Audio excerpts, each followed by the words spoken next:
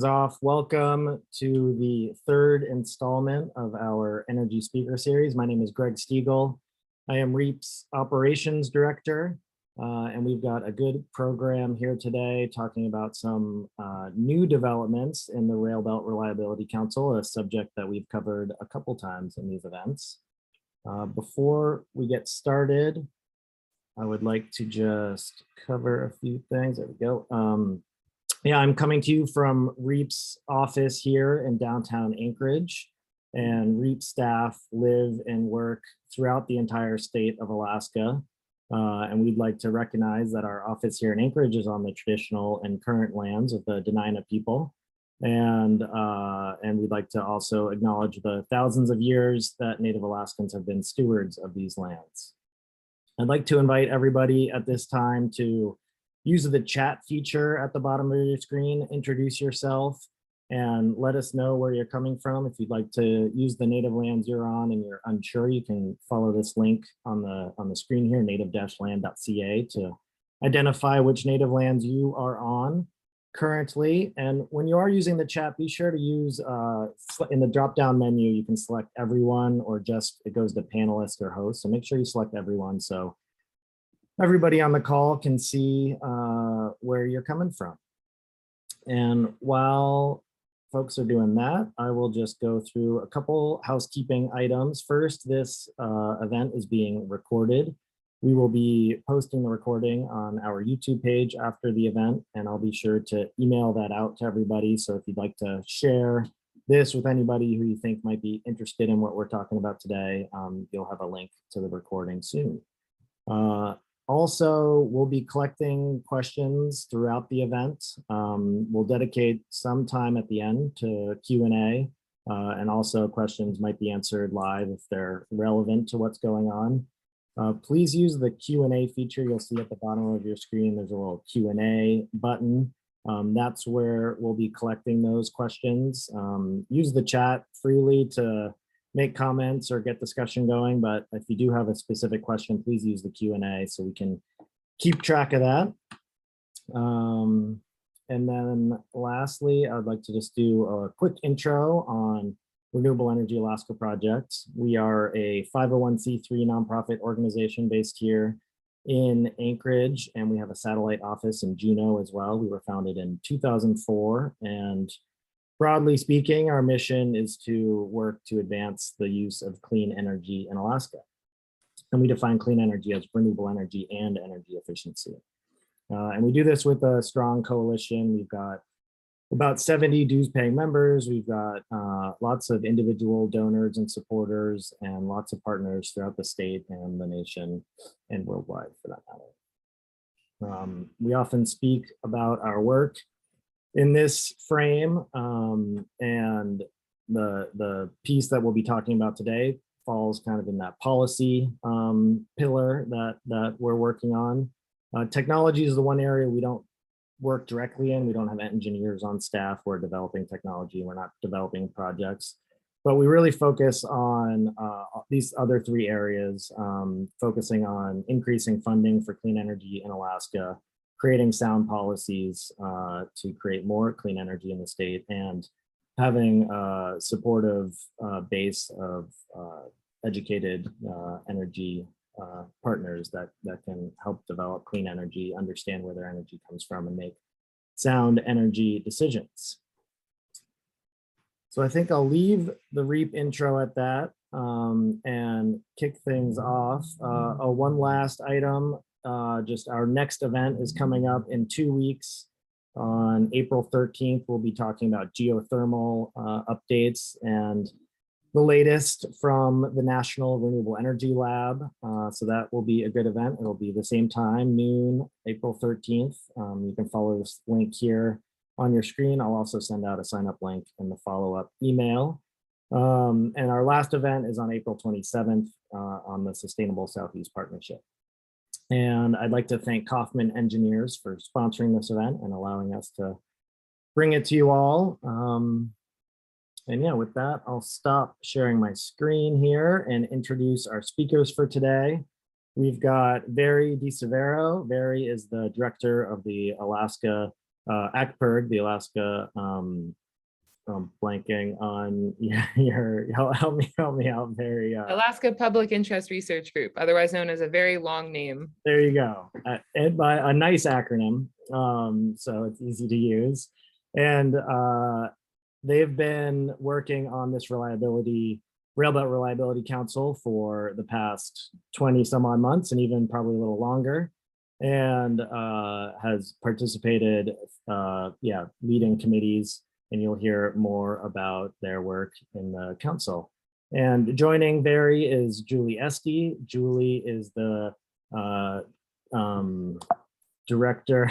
You just told me your title and I already forgot it. Formerly the director of public relations, but now, Julie, you are the director of... I'm the director of external affairs and strategic initiatives. External, thank you. At Mandates Electric Association. And Julie has bravely and done a great job at leading the RRC's efforts as the chairperson.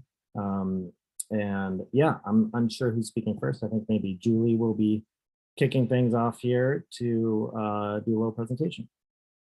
Great. Thanks, Greg. And thanks for everybody for joining us. It's great to be talking about this. It's something that has some accomplishments behind it. As Greg mentioned, there's been a group working on this for a while now. And, folks have preceded us decades ahead. I think for long now, folks have talked about some sort of collaborative structure for the railbelt utilities to work together on common infrastructure and planning. And we are one step closer with this now. So we'll talk a little bit about the history. We'll talk a little bit about both past further back and more recent history and accomplishments, and then talk really more focused on what's next. Veri has been the chair of the Public Involvement Committee, or as we fondly say, PubSub. And so what we also want to focus on with this group of people that is, obviously interested in this topic enough to give a portion of your lunch with it on a Wednesday, how you can be involved in this month and in this organization moving forward. I mean, the structure that's been set up has unprecedented access for the public and other organizations to be involved in the planning of the electric system. And so it's a really great opportunity, and never has it been more possible to have your voice heard. So we want to make sure that people understand how to make that happen as well, and talk a little bit about what we're hoping to accomplish. So Veri is sharing the slides. So most folks know, and I will start off by saying we did another lecture about a year ago now talking about what this is. And so instead of going down into all of the details, which some of you all may be familiar with, I know I see a lot of familiar faces through the chat, we'll keep it at a very basic level, assuming some base knowledge, but also acknowledging that not everybody on this call probably is coming with this knowledge. And so feel free to ask questions. We are so deep in this, we resort to acronyms sometimes that don't make sense to anybody else. So feel free to ask in the chat, and Veri and Greg and I can help. Greg also serves on the RRC as the alternate for REAP, in what was an independent seat, and now on the new board is now an environmental consumer, serving the environmental consumer interests. So we've got three folks that are happy to answer questions, but we also don't want to stay too far in the details that we miss the what's next step. So for those of you who are unfamiliar, what this new organization covers is the Railbelt electric system, which is really from Golden Valley's service area up north. So that includes both Fairbanks, goes down to Delta and down to Cantwell, then goes through Matanuska Electric Service Territory, which goes from the Nukasuikan Campground up in Denali State Park, all the way down through Eagle River and across to Glacier View, picks up with Chugach Electric, serving the majority of Anchorage, as well as Girdwood and Whittier and Hope, and also down into Cooper Landing, and then goes over to both Seward Electric System down in Seward, and also Homer Electric System, which serves the rest of the Kenai Peninsula and even Soldovia. So it's a big system. It's very diverse. It covers a lot of miles. There's not a lot of people to cover the costs in those miles. And so even though these structures have been in place for a while in the lower 48, we're really starting to form them here, because as these small service territories have grown to connect to each other, and as the needs of the system has evolved, and as new threats like cybersecurity and physical security have come more into a reality, it's necessary to start tackling those challenges as a whole system, as a team. And so that's what this organization was founded to do, and has only grown in the need. So this is, when we talk about the rail belt, this is the system we're talking about. So Veri. Thanks, All right, Julie. so just oh, go ahead. Yes. Go ahead. Okay, I don't know. This is the boring history part, but basically, as I said, this has been talked about for decades, some sort of collaborative structure. Back in 2015, the RCA sent a letter to the legislature saying, we want rail belt reform. We're going to let the utilities try to figure this out first. And if they don't, then we'll institute changes of our own. So that formed, that really provided what was starting to be already more collaboration among the utilities. It really did set a focus on what that collaboration could look like. And so a few years ago, an organizational development team from each of the utilities had a member on it, was set forth to talk about, what could this organization look like? And there was an MOU that was formed by the utilities. We had a big ta-da, look what we figured out, and realized that we had done a poor job of bringing other stakeholders on the system along. So then we set up on another year long to try to understand what was missing, what were we missing, how could we involve other stakeholders and other perspectives in a more meaningful way. And so we formed a final MOU, had all of the utilities sign it, and then all of the different groups went down and supported Senate Bill 123. So after that was passed, and we'll talk a little bit about what that did, we formed the implementation committee of the RRC, which was basically a group of folks, volunteers, who were coming together to form an organization that would eventually apply to become this ERO. So again, as we look to, what was broken, what were we trying to fix? There were needs. One, the RCA said, hey, we can do this better. Utilities, you can work together better. And there is a long history, as anybody who's been around this area long, of the utilities not collaborating in a meaningful way. And so there was a need to bring everybody together in a more formal structure. At the time that this was happening, there was a lot of more collaboration among the utilities, primarily because the new generation suite made it more economic for us to buy and sell power. But also there was a new generation of leaders that was coming in that was more collaborative in nature. And so it was the right time to form and really put some structure behind the collaboration that was starting to happen. And also to bring other voices into the picture. So again, looking at the reliability needs of the system. When we talk about reliability, eyes glaze over, but really it's the redundancy. How much redundancy do you want in the system? Our system is not very redundant because, again, so many miles, so few people to cover the costs. We have kept it at a basic redundancy level because redundancy costs money. And so this group, one of the things is to decide how much redundancy are we willing to pay for and how are we going to pay for it? Where do those benefits lie? There's also system-wide planning on generation and transmission. And traditionally, that's happened at each utility, aware of what's going on at the other utilities, but really just making the decision that's best for just our members. And cognizant of our different member perspectives, but not really cognizant of broader perspectives that have a lot of input and valuable input to add. So there was also a lot of folks talking about there needing to be a level playing field as different independent power producers were coming onto the market. They found it frustrating that it was different rules for different utilities. It was frustrating if they wanted to, have a project in Fairbanks but sell down to Anchorage, how that would happen, what are the costs, what is the process? And so having some sort of level playing field for a variety of producers was definitely also something that we needed to fix. looking at starting to think about bigger projects. So projects that didn't just benefit one service territory, but the entire region. How would those costs be split? How would those projects happen? That was starting to be a big need as well. And then, as I said, I mean, the utility industry has been going through massive change, and I think that will only continue. So thinking about integration of new technology, thinking about cybersecurity threats, thinking about the reliability demands, and how people want to use our system, that requires more of a team approach. And so how can we start forming these structures to look at those as a region rather than utility by utility? And then, you know, there's many stories in the past of different problems and issues and how those were resolved. But this really, we wanted to create an organization where collaboration and constructive resolution was part of what was baked in to the system, so that we didn't need to go to court to settle a dispute, that these disputes could be settled and resolved really in this structure with a variety of perspectives. So those were all of the things swirling around that we were trying to fix at the time. Veri, do you want to take the next slide? Yeah, thanks, Julie.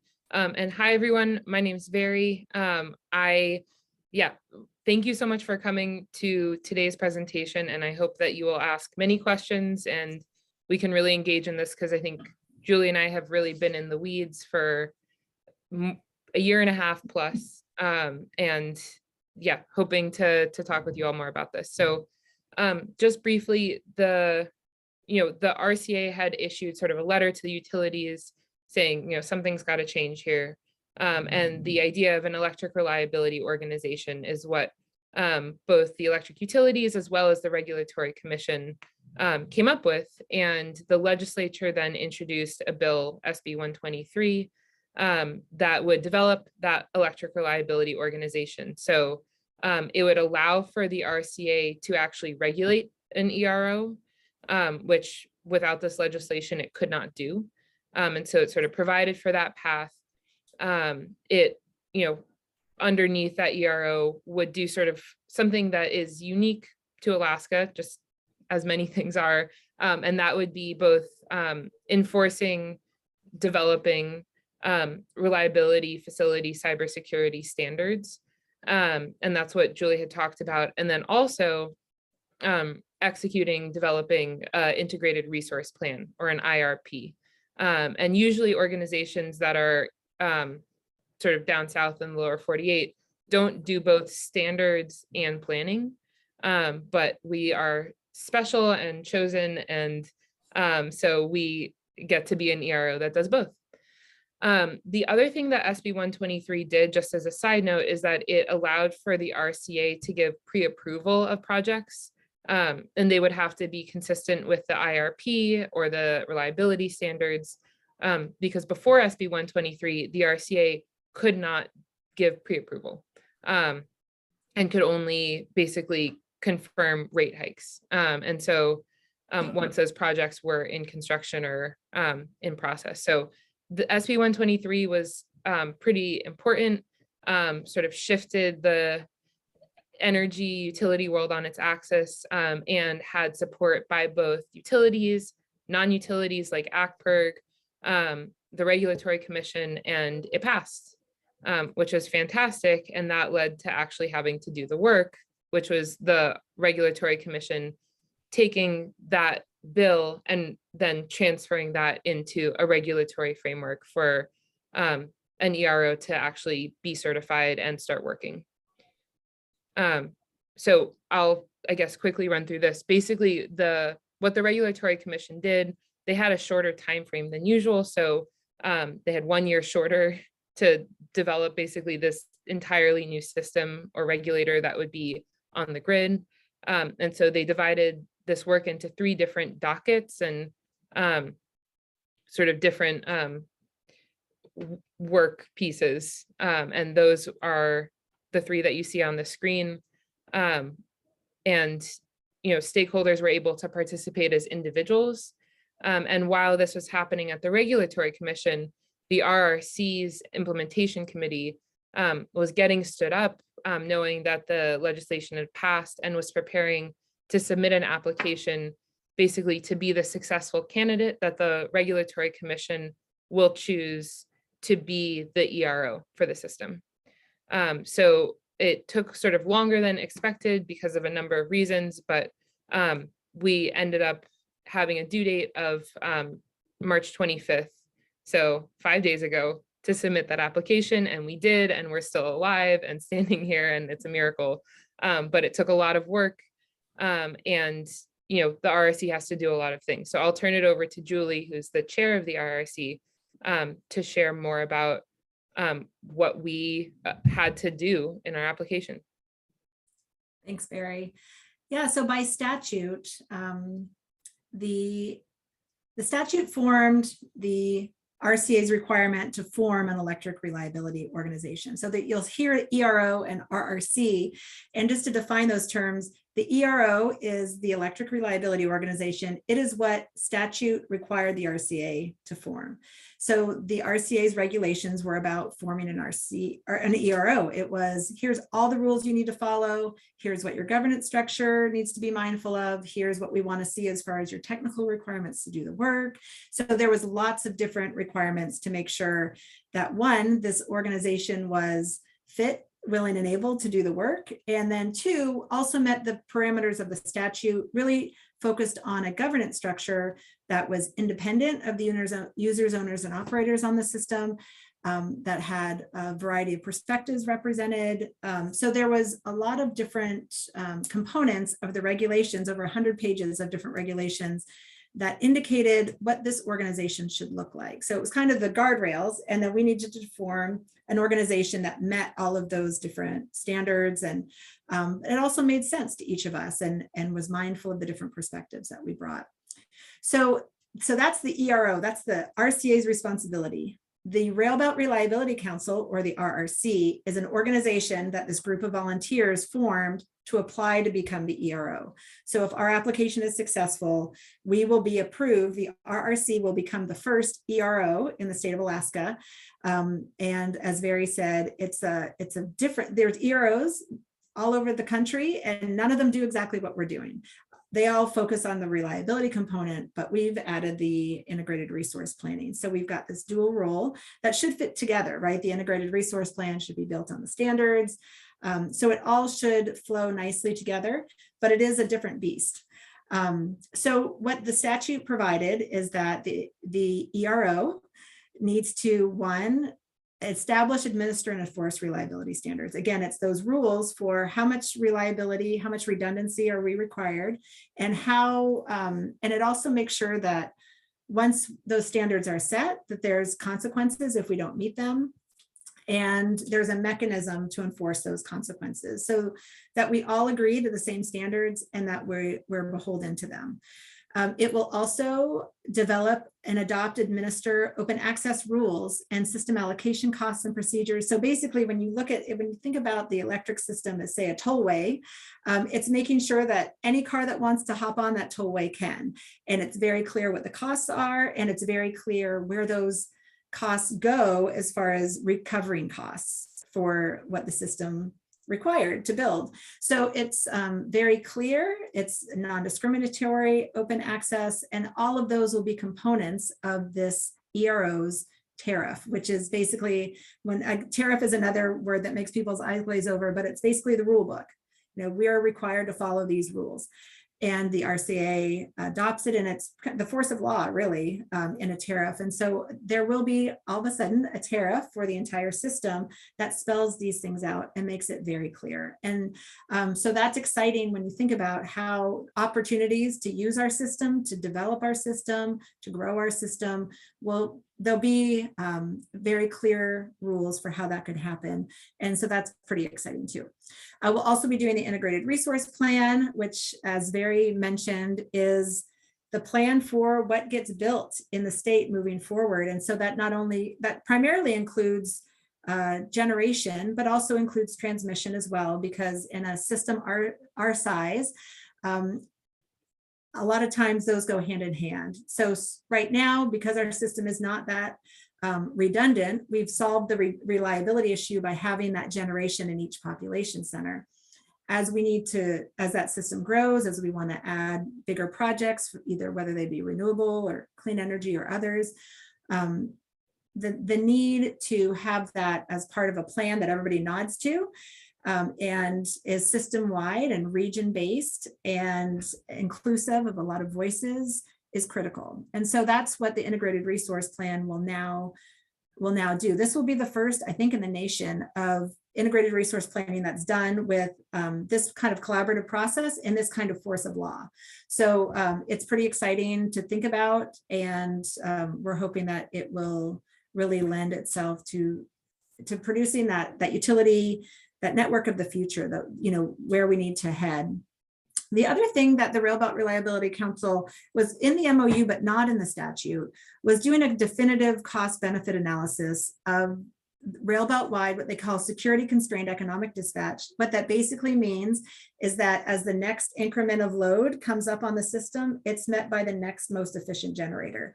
So you're using the most efficient power at any given time.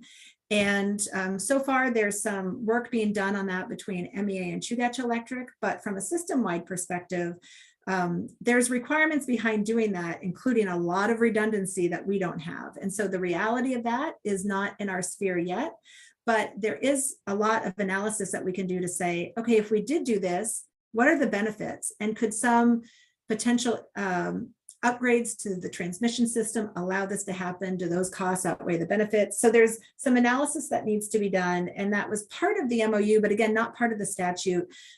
So I think some of those, but deciding costs and benefits will be part of any integrated resource plan.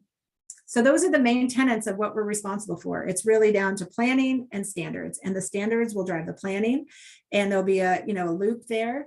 So it's two big chunks of work, and we've got now the processes in place. We've got anticipated budgets in place, but actually getting down and doing the work won't happen unless certified, I should say. So next slide, Veri.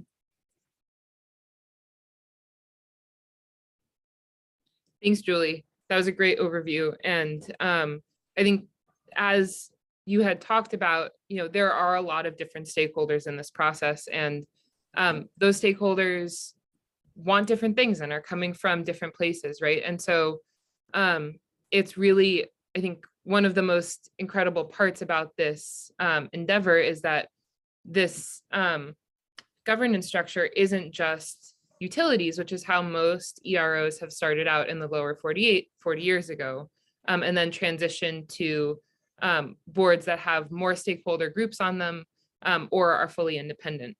And so this has started out from the beginning, right, of the formation of this implementation committee with more than just utility stakeholders. Of course, the MOU that was developed was first developed by utilities, but the sort of adding more seats at the table has happened in developing this application. And so right now there are 6 Railbelt utilities. 4 of those are cooperatives. 1 of those is a municipal utility, and 1 of those is Doyon Utilities. That is sort of a different quirky beast entirely. There's Alaska Energy Authority, who owns some transmission with Bradley Lake Hydro, and so is sort of part of the stakeholder process. There are 2 independent power producers that were selected by AIPPA, which is the Independent Power Producers Association, and that's Siri and AAP, and Siri's in South Central Anchorage area, and AAP is up in Fairbanks Delta area. There's one organization advocating for residential consumer interests. That's me, woohoo. And that was sort of all the consumer representation when we first started. But along the way, we added another large commercial consumer advocate, because those interests can be pretty different. And that's ANTHC, or the Alaska Native Tribal Health Consortium. Then there is now, as the full RRC, REAP, who is the consumer advocate. When they started initially, they were the independent member, 1 of 2. The second independent member, who is now the only independent member, is wonderful guy named Hank Kegel, who is not affiliated with any of these organizations or any other organization sort of operating in Alaska. And then the Regulatory Commission and RAPA, which is a consumer representative from the Attorney General's office, have non-voting seats on the board. And so we've worked on Zoom for the past 2 years to develop sort of all of this stuff with full participation from all of these groups, and then all of the alternates from these groups to be able to make it all happen, along with a bunch of contractors who have been invaluable in bringing knowledge, expertise, time, energy, et cetera, to developing all of these things. So the question is, right, what are all of the things, right, that we had to submit? There were 306 pages. It's a thrilling read, and we'll tell you later how you can read all of the things that we wrote. But just to quickly share what is in that packet, we had, we developed bylaws, code of conduct, as well as whistleblower policies and discrimination policies, and then other policies that need to help the organization govern itself. We developed a budget, as well as sort of budgets for specific projects like developing the plans and standards, an org structure, job descriptions, a tariff, which Julie had referenced earlier, as well as an anticipated process to develop standards, to develop the integrated resource plan.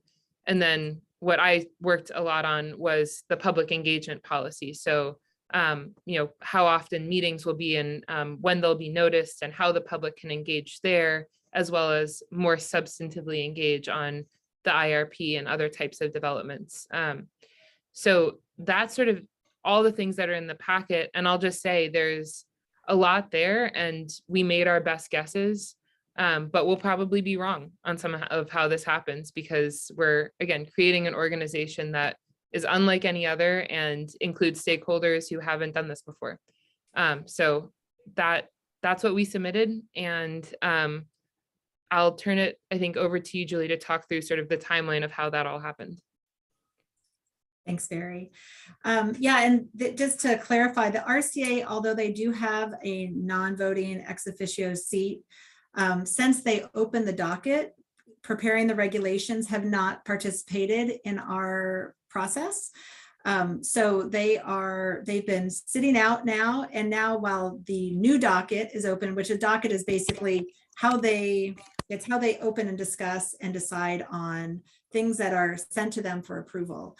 Or sometimes it's things that they want information on. It's a body of work. And so when there's a docket open, there's policies in place to make sure that there's no undue influence. So they have not been a part of the RRC, but as approval happens, that is a regulatory, it's actually a statutory requirement that both they and RAPA are on it. And so, but just wanted to clarify that part. I also saw a question in the chat about Aurora Utilities. So Aurora is a utility up in Fairbanks, and they would be considered an independent power producer in this context, because they are producing power and selling it onto the grid. And so that would be, if they wanted a seat on this board, they would go to AIPPA that Veri mentioned earlier, who's responsible for seating those two board members. We wanted to make sure in developing this that it wasn't the board, or at the time the utilities who was deciding should be on it, but it was each constituency would decide who was best to represent them. So they would go to AIPPA and say, hey, we really want a seat on this, if they want to be part of the board. We'll go in later to how there's a lot of opportunity to participate in other facets of it. But that was a question that I saw.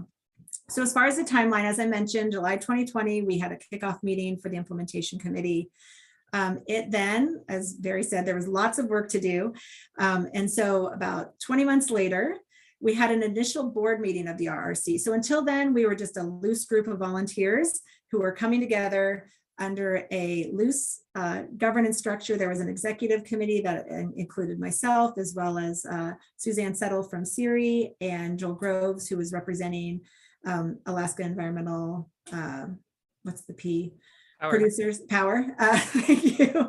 And then there was different committee chairs. And like I said, Veri was one of those. People put in hundreds, thousands of hours on this as we were trying, because not only were we trying to create those deliverables that you saw, that was actually, kind of later in the process. We were also just forming how we were going to get work done. We were forming a budget. We were hiring contractors. So it definitely was a long process. And then with all of those groups around the table, we wanted to make sure all the heads were nodding in the right direction, and everybody didn't agree on everything. So a lot of the work was done at the subcommittee level, but there were some issues that would come up to the implementation committee when it was time to vote. We couldn't find a resolution. There was a couple times we did mediation. There was a couple times we did more like a conference committee to bring together different sides to work out a resolution. And it was really amazing to see one, how much respect was around the table with each other and how much people really wanted to get to a solution.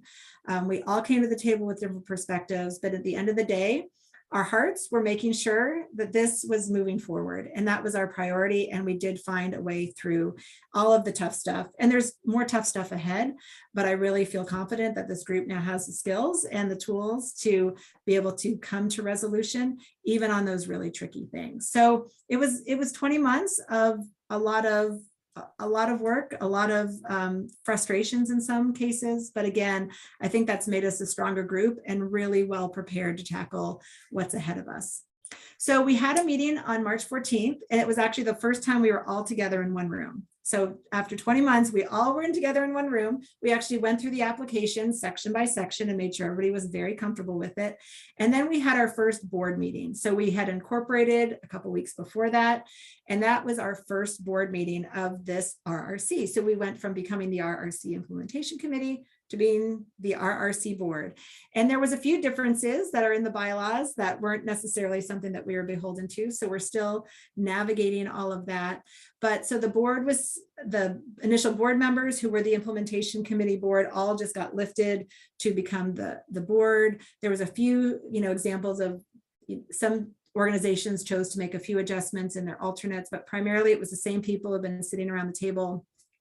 The board was seated, the bylaws and different policies were adopted, and we became the RRC. So now that's what we are. There's no more implementation committee, although we'll all look on those days, maybe fondly later. Right now, could be hashtag too soon, but I'm just kidding. No, so now we're the RRC. And then on March 23rd, we all came together and approved the submittal of the application. We also have a regulatory attorney at Perkins Coie that's been helping us. So they did the final edit, made sure all the citations were right. And then on Friday, March 25th, we submitted the application to the RCA. So it was a huge milestone to actually get this across the finish line. And now we await the RCA process. So again, they have 180 days to determine what to do with this. In the meantime, we want to get as much work as we can get done so we can hit the ground running without being presumptuous, one, that we'll get it or be certified, but also cognizant of the fact that in any certification, even if you're looking at a utility CPCN certification, there's a lot of back and forth with the RCA. They're going to have questions. They may not like something. So the organization that gets approved may not look like the organization that was submitted exactly. So there's a lot of work that's going to happen in these 180 days. There's also the fact of cost recovery. The utilities are going to be footing the bill for this. That's been contemplated since the beginning. But there needs to be some certainty before we really start spending any significant dollars that those costs are used and useful, which is one of our tenets of rate making, and that they'll be going towards a certified entity. So we'll get as much as we can get done over these next 6 months, but we really are waiting for that certification, which is why we're asking the RCA if we could maybe have the certification earlier, even if they keep some dockets open on some specific things. That was one of the asks in our application is, hey, certify us, even if you have some questions about the tariff or the process, IRP process, or whatever it might be. So we're going to continue monthly meetings of the RRC board to conduct business and see what we can accomplish between now and then. We have an executive committee that includes the same folks that I mentioned, plus there's the addition of the independent member will now serve on the executive committee, and possibly we'll be adding one more. We'll have to see how that shakes out at this next upcoming monthly meeting. So we'll have an executive committee that will be the kind of first line of defense for the RCA requests and keep the organization rolling. And we'll also be conducting a work planning session just to understand what do we want to accomplish in these 6 months? What can we do so that we can, there's a lot of work to do to just set up the work. And so how can we make sure that that is happening in a way that we can, again, hit the ground running, because the time for this is long overdue. And then if certified, the board will hire a CEO and staff. That independent group of employees is very critical to the RRC operating independently of users, owners, and operators on the system. And so we want to make sure that before any real work gets done, we have that independent body that can guide us through that and make sure that our decisions are independent. So it's a long timeline. It's not like we're going to start an IRP right after certification and I'll have it in a year. There's going to be a process. And we're going to be working as quickly as we can, but also with understanding that there's realities here and we want to make sure it gets done right. Thanks, Julie. Yeah. So given that timeline, you all are here now, and surely that means that you want to engage further. And so, boy, do we have some opportunities for you. So I think it would be the highest of honors if you were to read through our application packet. There is now a docket E-22-001 that you can find on the RCA's website. And you can read sort of under the documents tab, all of the filings that we've put in. So far, there are no other documents filed there, which is maybe hopeful that we are the only applicants to be PRO, but we'll see.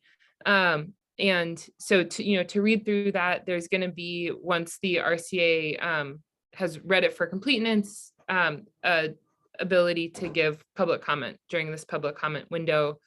And so, there's a lot in there. And the idea of the RRC board is that we are representing everyone across the rail belt, right, in one form or another, or in multiple forms. And so if you have questions about any of this, which probably you will, and should, feel free to reach out to us. We have lived and breathed this for the past 2 years and more. And so we'd be happy to talk through it more. And then again, so providing public comment to the RCA is really helpful. Talking to us, that's sort of skipping ahead. And then we will have board meetings that will be publicly noticed. There'll be 14 days sort of noticed in advance, unless they're an emergency meeting, in which case they'll be noticed 12 hours in advance, but that's, in very, very specific narrow circumstances. Those board meetings, you can get a transcript if you need one. There'll also be recordings of the meeting, of the public portions of the meeting that you can get, by reaching out to us as we develop a website. They'll be available on the website. There'll also be opportunities for any member of the public to comment both at the beginning and the end of the meeting. And so that way, if you want to see something addressed, you can comment at the beginning. And then if that has been addressed or hasn't been addressed adequately, you can make a comment at the end of the meeting. And this doesn't just extend to board meetings. It also extends to board committee meetings, like of the Finance and Audit Committee, for example, or other committee meetings that happen. And then within sort of the structure of the RRC, there's going to be work groups. And those working groups are going to be developing, parts of the IRP, as well as the different reliability standards that need to be implemented.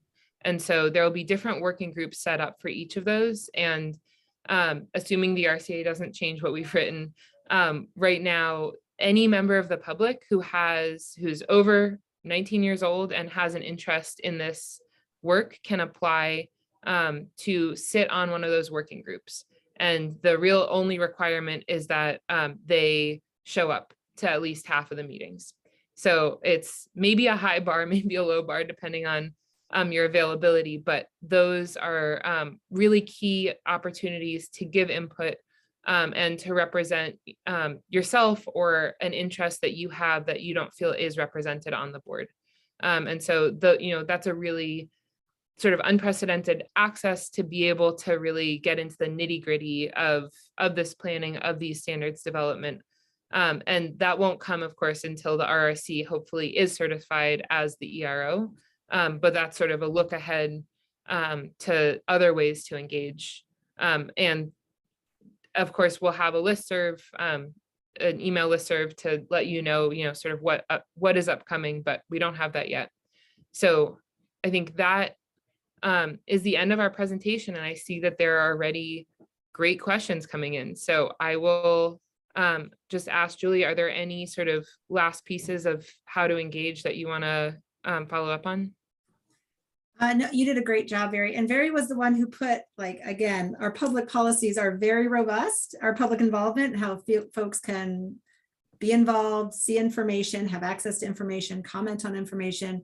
Those were all from this group that Veri led. It's complex. And like she said, it's really unprecedented. And I think it's also interesting to think about, there's lots of different ways that you might be represented. For instance, if you live in MEA service territory, I'm sitting on the board representing your interests as an MEA member. But say you might also be a member of REAP. REAP has a seat on the board representing interests for renewable energy development. You may also be a member of AkPIRG, who's going to be looking at broader consumer interests. And so there's lots of different ways that your interests are being represented. And I think we all walked into there wanting to fly we're representing the consumers, and I think we're all right.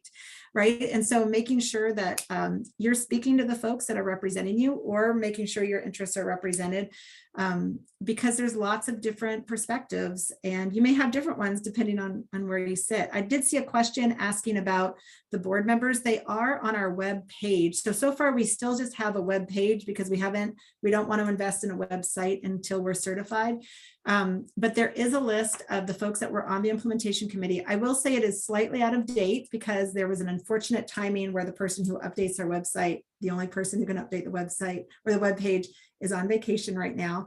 And so we will be updating that as soon as he gets back to the office on Monday. There's a few small changes, like for instance, Alaska Energy Authorities, their main representative transitioned as Kirk Warren went to another opportunity outside of AEA. Brian Carey, who's been part of AEA and working with the Bradley Project and other major projects, is now their representative. There was a small change on the Homer, their alternate. So there's a few small changes, but primarily it's the same group. And again, that will be up to date on Monday, but it is on there. And so right now, the webpage currently sits on the Alaska Power Association. Yeah. Okay, good.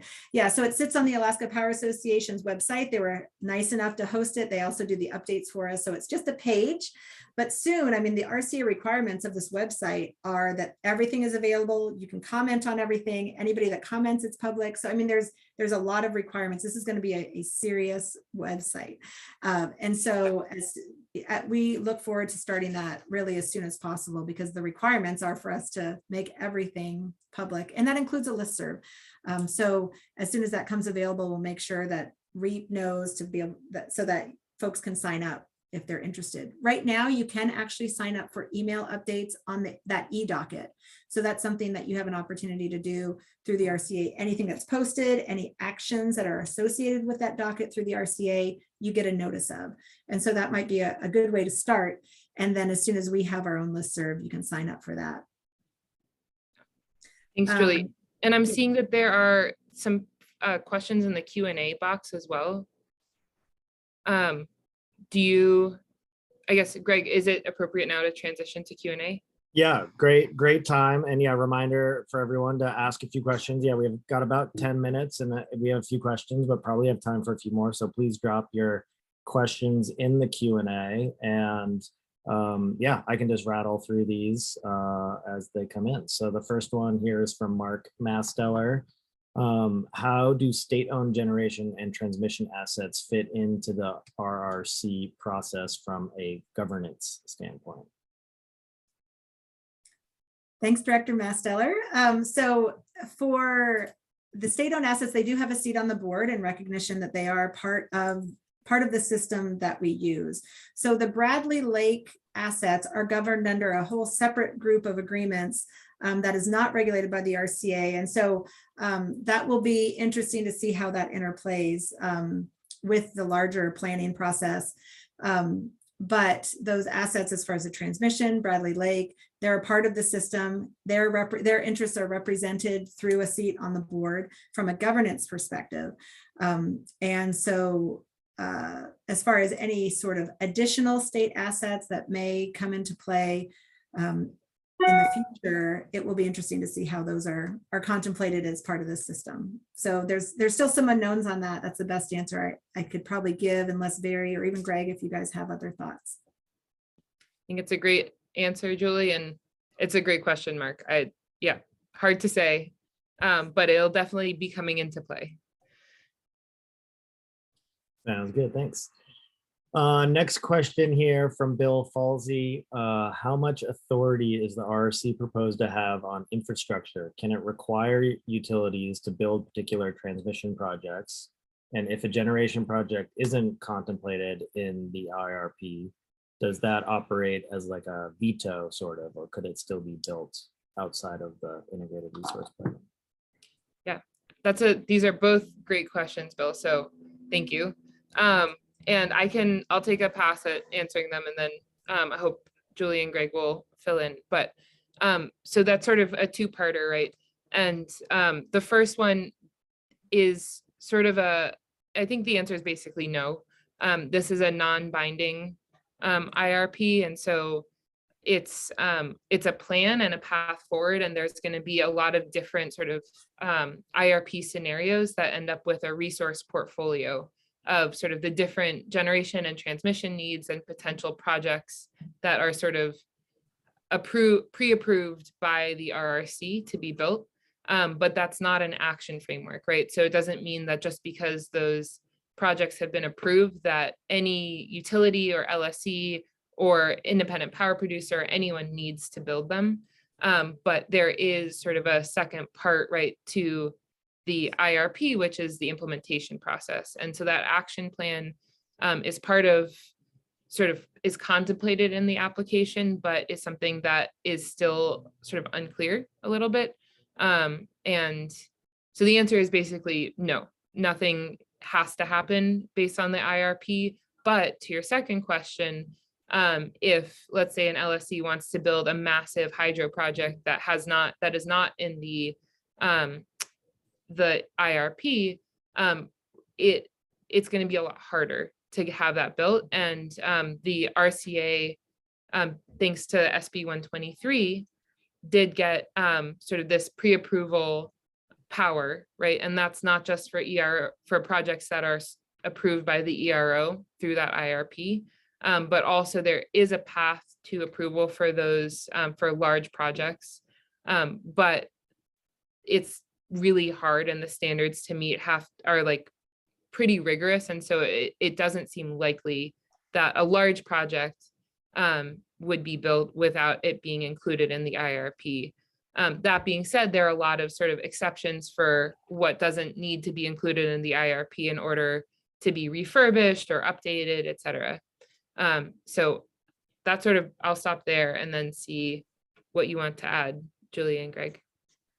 Yeah, so I think, Veri, you covered it really well. And just to acronym, LSE is load serving entity. And so that's what we're calling kind of the traditional, what we call utilities. But technically in the regulatory framework, like independent power producers can also be utilities. And so instead of just calling us the utilities, we're calling us the LSEs. So that's, like Golden Valley and MEA and Chugach and Seward and Homer. And so, yeah, this doesn't give the RCA or anybody really the statutory authority to compel anybody to build anything, right? There will be an action plan. That being said, as Veri mentioned, anything that's not really part of this, it's an extra gate to get over with the RCA.